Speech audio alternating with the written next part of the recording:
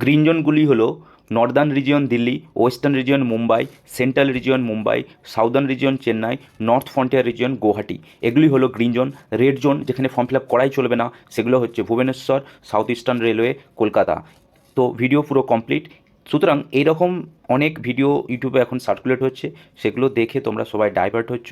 দেখো 2019-এর পর থেকে আরআরবি রেজিস্ট্রেশন নাম্বার শেয়ার করা বন্ধ করে দিয়েছে। সুতরাং উইদাউট রেজিস্ট্রেশন নাম্বার আমরা কোথায় কত ফর্ম ফিল আপ হচ্ছে সেটা কিন্তু বলতে পারি না।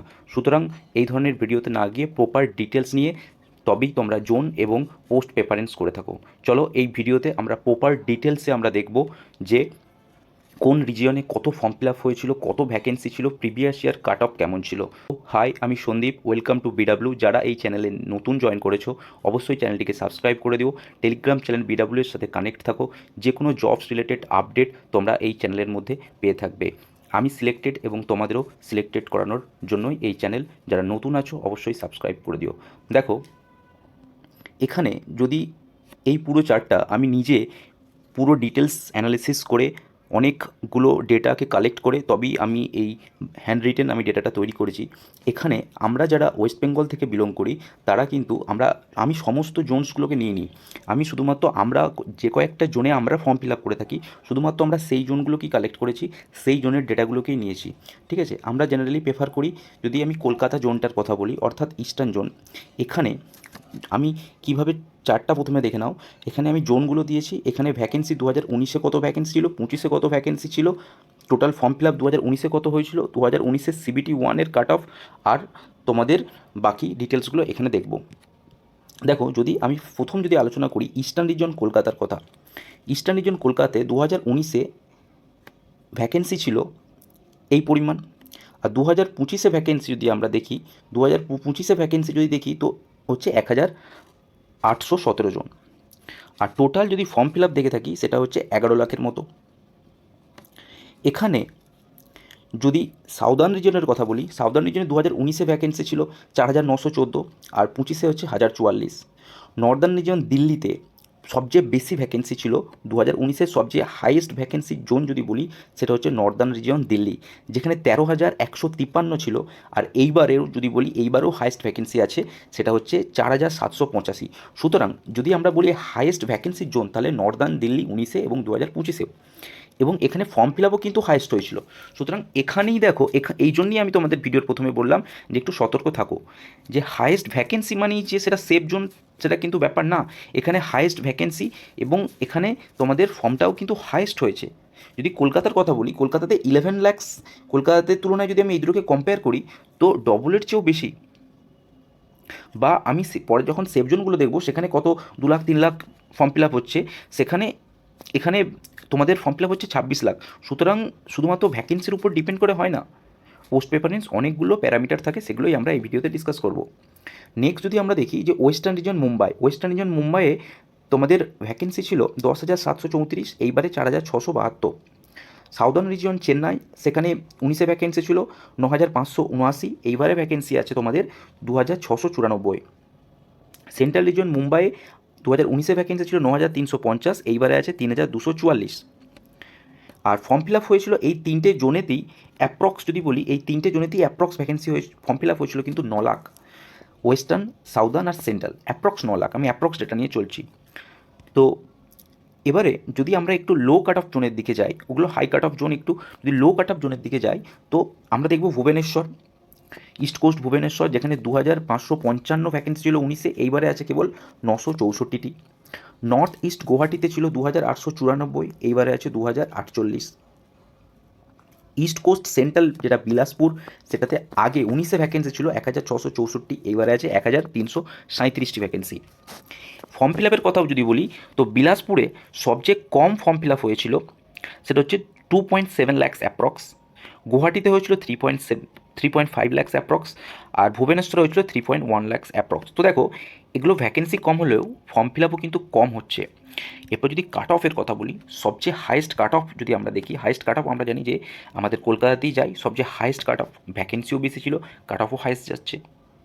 ঠিক আছে, সুতরাং যারা ভ্যাকেন্সি দেখে ফর্ম ফিল আপ করছো তারা কিন্তু এই স্ক্যামের মধ্যে পড়ছো। অনেক ভিডিওতে তোমাদেরকে এরকম করে রিলসের মাধ্যমে, তোমাদের শর্টের মাধ্যমে দেখাবে এখানে ভ্যাকেন্সি বেশি, এটা সেফ জোন। সুতরাং দেখো এখানে ভ্যাকেন্সি বেশি হলেও কিন্তু কাট অফ সবচেয়ে হাইয়েস্ট। নেক্সট যদি আমরা দেখি, তারপরে আমাদের সাউথ ইস্টার্ন রেলওয়ে কলকাতাতে 70, তারপরে দিল্লিতে হচ্ছে 70.98, আর ওয়েস্টার্ন মুম্বাই 62.65, সাউদার্ন চেন্নাই 60.95, চেন্নাই মুম্বাই যেটা হচ্ছে সেন্ট্রাল রিজন মুম্বাই হচ্ছে 64.76, আর ইস্টার্ন কোস্ট অর্থাৎ ভুবনেশ্বরে আমাদের গিয়েছিল 66.31, গুয়াহাটিতে 60.31, বিলাসপুরে 60।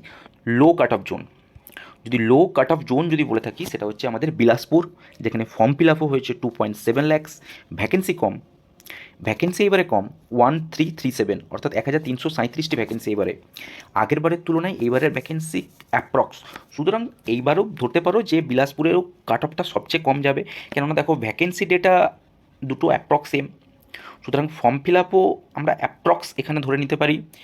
আগের বারের তুলনায় এখানে হ্যাঁ অনেকে বলবে না আগের বারের তুলনায় এবারে সিচুয়েশন অতটা নেই, 5 বছর পরে ফর্ম ফিল আপ হচ্ছে, অনেক কিছু প্যারামিটার এখানে ডিপেন্ড করে। হ্যাঁ আমি ওই সমস্ত কিছু কনসিডার করেই এটাকে আমি অ্যাপ্রক্স বলতে পারি, কাট অফ অ্যাপ্রক্সের দিকে যাবে। এখন আমি কাট অফ নিয়ে কোনো কথা বলবো না, তার জন্য পরে ভিডিও হবে। টোটাল ফর্ম ফিল আপ হয়ে যাওয়ার পরে সিবিটি 1 হয়ে যাওয়ার পরে কাট অফ, তার আগে তোমরা কেউ কাট অফ নিয়ে চিন্তিত হয়েও না, তার আগে কাট অফের ভিডিও দেখা মানে ওয়েস্ট অফ টাইম। দেখো এখানে যে ভ্যাকেন্সিটা আমরা দেখছি, এই যে ভ্যাকেন্সিগুলো আমরা দেখছি এগুলো কিন্তু টোটাল ভ্যাকেন্সি, এটা কিন্তু তোমাদের নর্মাল ক্যান্ডিডেট অর্থাৎ যারা general SC ST EWS candidate তাদের জন্য এই টোটাল ভ্যাকেন্সি, এটা কিন্তু টোটাল ভ্যাকেন্সি না, এখানে অনেক কিছু প্যারামিটার আছে। কি সেগুলো? এখানে যদি আমরা দেখি এখানে কি কি বাদ যায়, এখানে পিডাব্লিউডিদের জন্য 4% ভ্যাকেন্সি থাকে, যারা এক্স সার্ভিসম্যান তাদের জন্য থাকে 20%, আর যারা তোমার সিসিএ অ্যাপ্রেন্টিক্স যারা আছে তাদের জন্য হচ্ছে 20%, অর্থাৎ টোটাল কত হলো? টোটাল হচ্ছে 44% তোমরা কিন্তু মাইনাস করে দাও তোমাদের ভ্যাকেন্সি থেকে, অর্থাৎ 56% হচ্ছে তোমাদের নর্মাল ক্যান্ডিডেটদের জন্য ভ্যাকেন্সি, 56% ভ্যাকেন্সি হচ্ছে তোমাদের নর্মাল ক্যান্ডিডেটদের জন্য ভ্যাকেন্সি। এবং সেই ডেটাটা কোন জায়গায় দাঁড়াবে সেটা তোমরা দেখে নিতে পারো। 2025-এ 1817টি ছিল টোটাল ভ্যাকেন্সি, তার যদি 44% মাইনাস করে দিই 1001টি দাঁড়িয়ে যায়। বাকি যদি হাইয়েস্ট জোন যদি দেখি 4785 দিল্লিতে, সেখানে কিন্তু দাঁড়িয়েছে 2677টি। একই রকমভাবে যদি আমরা সেফ জোন যেটাকে কনসিডার করি, তার ভ্যাকেন্সি 1337, কিন্তু তার 44% মাইনাস করে দাঁড়িয়ে যায় 746টি অনলি। সুতরাং ভ্যাকেন্সি কম, তাও এটাকে কিন্তু আমরা সেফ জোন হিসেবে কনসিডার করছি, কারণ কাট অফটা কম যায় এবং ফর্ম ফিল আপটাও কম যায়। এই হিসেবে তোমাদের পার্সোনাল তোমাদের কিছু চয়েস থাকতে পারে।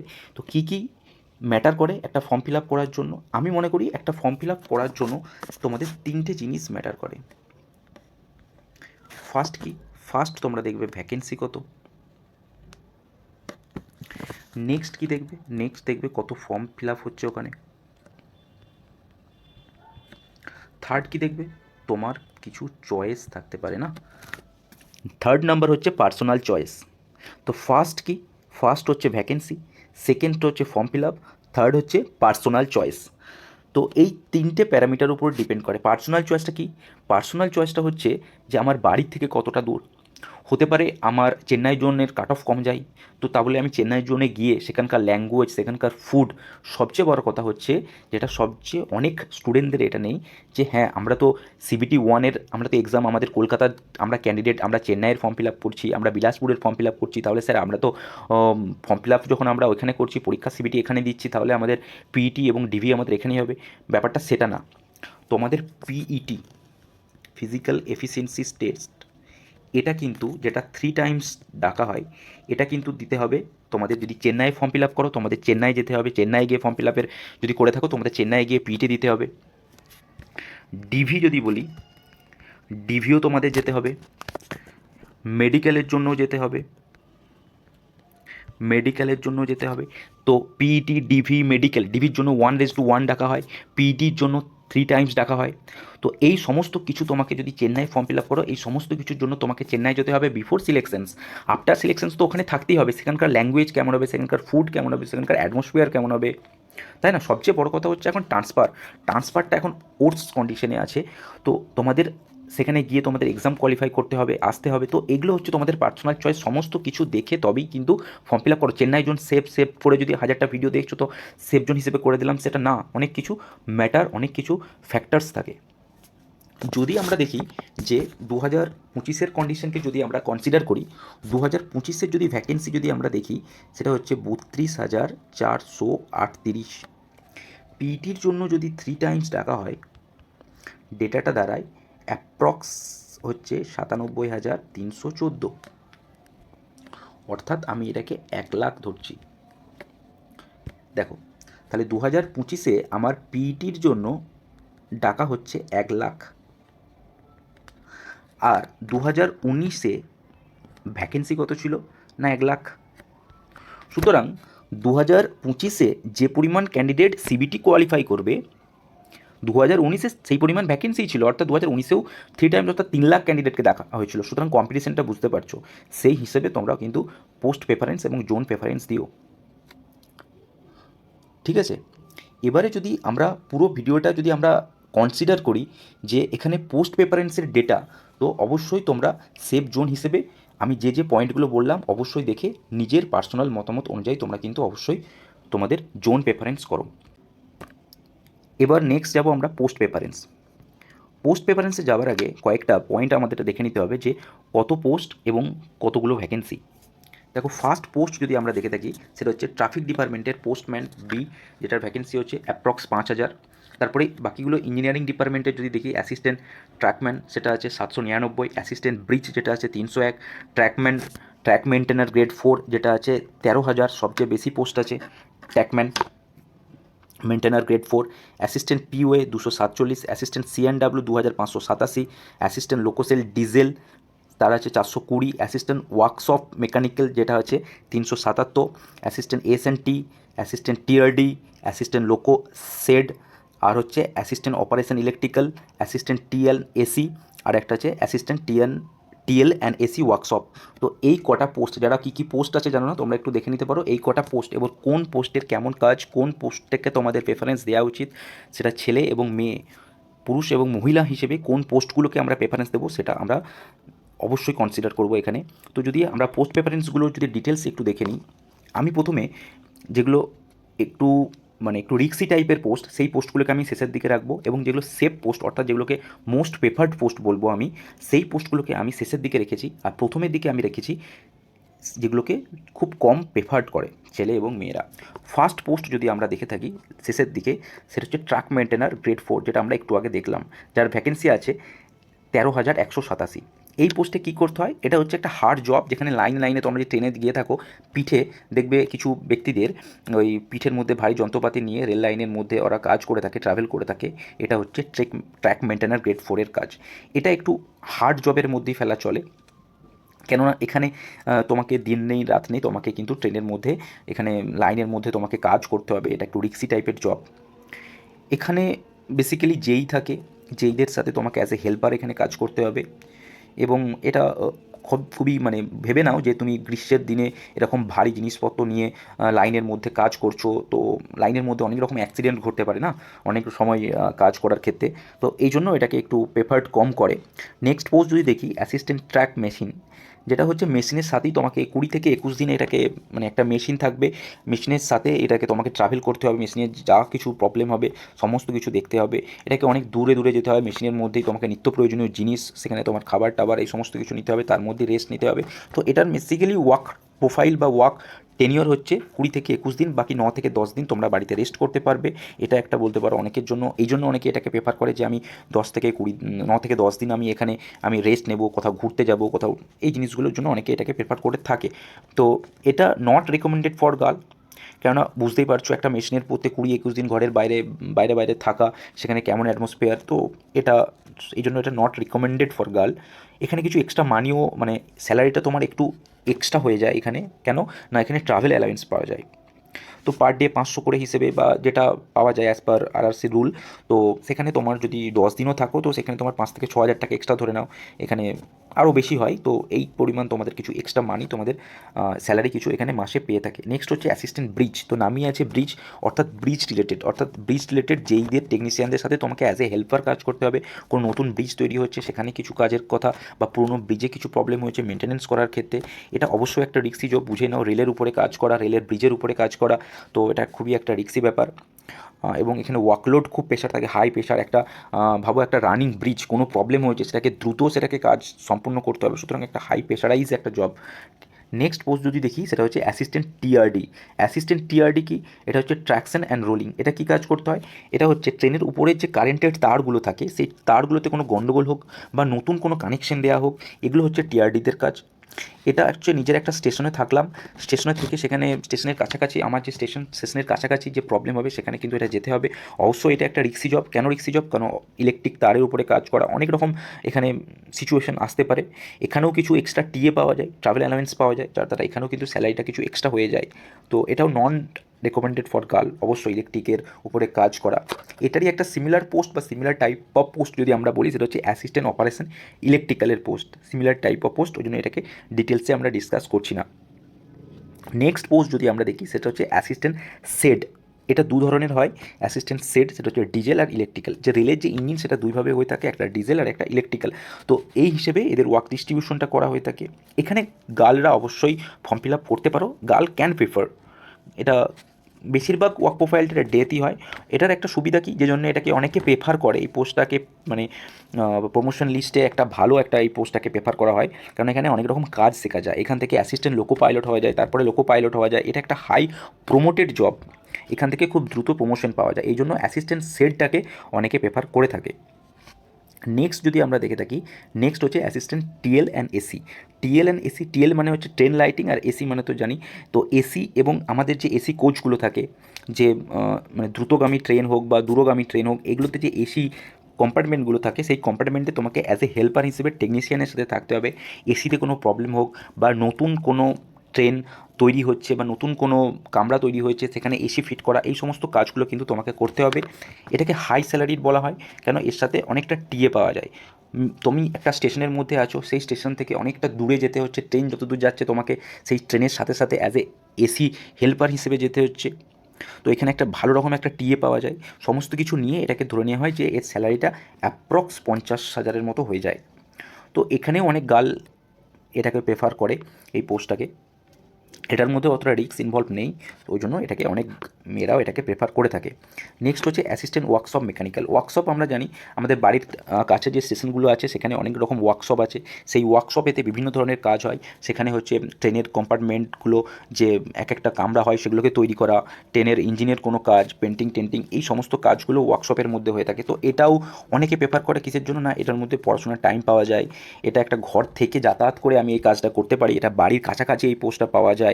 এটা অতটা হার্ড জবও না, রিক্সি জবও না, হার্ড পোস্টিংও হয় না। এটা একটা কাইন্ড অফ সিকিউর পোস্টিং, ওই জন্য ওয়ার্কশপ অনেকে প্রেফার করে। ওয়ার্কশপে প্রমোশনও ভালো। নেক্সট যদি আমি দেখি নেক্সট পোস্ট, সেটা হচ্ছে অ্যাসিস্ট্যান্ট সি&ডাব্লিউ। এটা হচ্ছে ক্যারেজ অ্যান্ড ওয়াগন স্টাফদের জন্য। এটা কি না, এটা হচ্ছে কোনো কামরার যে কোনো ধরনের প্রবলেম হলো, তো কোনো কম্পার্টমেন্টের কোনো প্রবলেম হলো, ইঞ্জিনের কোনো প্রবলেম হলো, সেগুলো হচ্ছে এই সি&ডাব্লিউ স্টাফরা দেখে থাকে। এটাও একটা বিগ সিটি, কোনো টাউনেই তোমার পোস্টিং হবে, সেখানে তোমার স্টেশন হবে, সেইখান থেকে তার কাছাকাছি নিয়ারবাই কোথাও কোনো জায়গাতে লাইনের উপরে কোনো প্রবলেম হলো, সেখানে গিয়ে আমাদের ওই ট্রেনটার কোনো প্রবলেম হলো সেটা কিন্তু সামলাতে হবে। তো এটা হচ্ছে সি&ডাব্লিউ স্টাফরা করে থাকে। এখানে মেয়েরাও এই ফর্মটাকে ফিল আপ করতে পারো অবশ্যই। নেক্সট পোস্ট যদি দেখে থাকি সেটা হচ্ছে অ্যাসিস্ট্যান্ট এস&টি। অ্যাসিস্ট্যান্ট এস&টি হচ্ছে সিগন্যাল অ্যান্ড কমিউনিকেশন। এটা কি না, ট্রেনের দেখবে যে সিগন্যালগুলো থাকে, যেমন আমাদের রাস্তার উপরে ট্রাফিক সিগন্যাল থাকে, তো এখানেও যে সিগন্যালগুলো থাকে, যে ট্রেনের যে সিগন্যালগুলো থাকে সেগুলো যে মেনটেনেন্স করা অ্যাজ এ হেল্পার হিসেবে, এবং কমিউনিকেশন, যে ট্রেনের যে মানে ইন্টারনাল কমিউনিকেশন হয় সেখানে কোনো প্রবলেম হলো, সেই সমস্ত জিনিসগুলো এই এস&টি স্টাফরা করে থাকে। এটাও একটা ওয়ার্কলোড অবশ্যই থাকে, একটা সিগন্যালের কোনো ব্যাপারে একটা সবচেয়ে সেন্সিটিভ যে ইস্যু, যেটার জন্য ট্রেনের এত অ্যাক্সিডেন্ট হয়ে থাকে, সেটা হচ্ছে ট্রেনের সিগন্যাল এবং কমিউনিকেশন। সেটা আমরা সবাই জানি যে যদি ট্রেনের এমপ্লয়ীদের মধ্যে কমিউনিকেশনের কোনো প্রবলেম হয় তাহলে একটা ট্রেনের অ্যাক্সিডেন্ট ঘটতে পারে। সিগন্যাল যদি ভুলভাল হয়ে যায়, সিগন্যাল যদি না কাজ করে, সিগন্যালে যদি কোনো এরর থাকে, তখন কিন্তু অ্যাক্সিডেন্ট ঘটতে পারে। সুতরাং এটা হচ্ছে সবচেয়ে একটা সেন্সিটিভ দুটো পয়েন্ট, একটা হচ্ছে সিগন্যাল আর একটা হচ্ছে কমিউনিকেশন। সুতরাং বুঝতে পারছি ওয়ার্কলোড কী পরিমাণে হতে পারে। এটা অবশ্যই একটা বিগ সিটিতে পোস্টিং হতে পারে। ওটা বিগ সিটির কাছাকাছি কোনো প্রবলেম হলো নিয়ারবাই কোনো লাইনের উপরে, তখন কিন্তু এখানে ট্রান্সফার করা হবে। সুতরাং এটা একটা বলতে পারি একটা অবশ্যই একটা চ্যালেঞ্জিং জব, অবশ্যই এটা সেন্সিটিভ জব, সেই হিসেবে এটাকে প্রেফার করে থাকো। নেক্সট পোস্ট যদি আমরা দেখে থাকি সেটা হচ্ছে পয়েন্টসম্যান। পয়েন্টসম্যান হচ্ছে মোস্ট প্রেফার্ড পোস্ট, সবচেয়ে বেশি যেটাকে প্রেফার করা হয় সেটা হচ্ছে পয়েন্টসম্যান। কেন না, আমি একটা স্টেশন মাস্টারের সাথে সাথে তার অ্যাসিস্ট্যান্ট হিসেবে কাজ করছি। আমরা জানি একটা স্টেশন মাস্টার যে এনটিপিসি দিয়ে যায়, ঠিক আছে, তো সে কতটা কোয়ালিফাইড হয়, তার মাইন্ডসেট কেমন হয়, তার সাথে সাথে থাকতে থাকতে সে আমাদেরকে, অর্থাৎ তিনি আমাদেরকে এনকারেজ করেন যে ফার্দার কোনো এক্সামের প্রিপারেশন নেওয়ার জন্য কোনো কিছু প্রবলেম হলো আমরা তার সাথে ডিসকাস করতে পারি, তার মেন্টালিটির সাথে আমাদের মেন্টালিটিকে ম্যাচ করতে পারি। সেখানে দাঁড়িয়ে এটাকে একটা হাই প্রেফার্ড পোস্ট বলা যেতে পারে। এখানে পড়াশোনার টাইম পাওয়া যায়। দেখবে রাস্তার ধারে যখন আমরা যাই, ওই স্টেশনের মধ্যে কিছু সাইডে যে গ্রে কালারের ড্রেস পরে কিছু ব্যক্তি থাকে, এখানে তাদের কি বলা হয় স্পোর্টসম্যান। পয়েন্টসম্যানরা দের পোস্টটাতে মেয়েরাও প্রেফার করে অনেক সময়, কেননা এটা অবশ্যই একটা হাই প্রেফার্ড একটা পোস্ট, বিকজ অফ এর স্টাডি টাইম অবশ্যই অ্যাভেলেবেল থাকে। আর হচ্ছে মেন পয়েন্ট যেটা হচ্ছে স্টেশন মাস্টারের আন্ডারে কাজ করতে পারি। তো এই হচ্ছে আমাদের পোস্ট। তো আমাদের পোস্টগুলো অবশ্যই এখানে প্রেফার করো। তো আমি যদি একটু সামারাইজ করে দিই যে মেয়েদের জন্য প্রেফার্ড পোস্ট, গার্লসদের জন্য, তো তোমরা ফার্স্ট তোমরা যেটা রাখতে পারবে সেটা হচ্ছে TL and AC post. TL and AC পোস্টকে তোমরা অবশ্যই ফার্স্টে রাখবে। নেক্সট রাখবে assistant workshop mechanical. Assistant workshop mechanical এটাকে 2 নম্বরে দাও। তারপরে হচ্ছে assistant workshop diesel. Assistant workshop diesel এটাকে তোমরা 3 নম্বরে দাও। নেক্সট যদি দেখি অ্যাসিস্ট্যান্ট ওয়ার্কশপ শেড ইলেকট্রিক্যাল, কোথায় আছে এই দেখো, এটাকে 4 নাম্বার দাও। নেক্সট যদি তোমরা দিতে পারো সেটা হচ্ছে পয়েন্টসম্যান বি। পয়েন্টসম্যান বি এটা হচ্ছে তোমরা এই হিসেবে তোমরা তোমাদের প্রেফারেন্স দিতে পারো। আর যদি ছেলেদের কথা বলি, ছেলেরা অবশ্যই এই হিসেবে এটাকে, এইখানে যদি টিএন এসিটাকে 1 নাম্বার দিতে পারো, অ্যাসিস্ট্যান্ট ওয়ার্কশপটাকে যে ওয়ার্কশপগুলো আছে সেগুলোকে 2 নাম্বার দিতে পারো, তারপরে পয়েন্টসম্যান, তারপরে লোকো ইলেকট্রিক্যাল ডিজেল সেট, এই হিসেবে তোমরা তোমাদের প্রেফারেন্স দিতে পারো। পুরো ডিটেলসে আমি ডিসকাশন করলাম। আর যদি তোমাদের কোনো কোয়েরি থাকে, আর যদি তোমাদের কোনো কোশ্চেন থাকে এই রিলেটেড পোস্ট প্রেফারেন্স এবং জোন প্রেফারেন্স, অবশ্যই আমাকে কমেন্ট করো। কমেন্ট করে তোমাদের যে ডাউট হচ্ছে সেটা আমাকে অবশ্যই জানিও। আর যারা চ্যানেলটিকে সাবস্ক্রাইব করোনি অবশ্যই সাবস্ক্রাইব করে দিও। Thank you, thanks for watching, give best.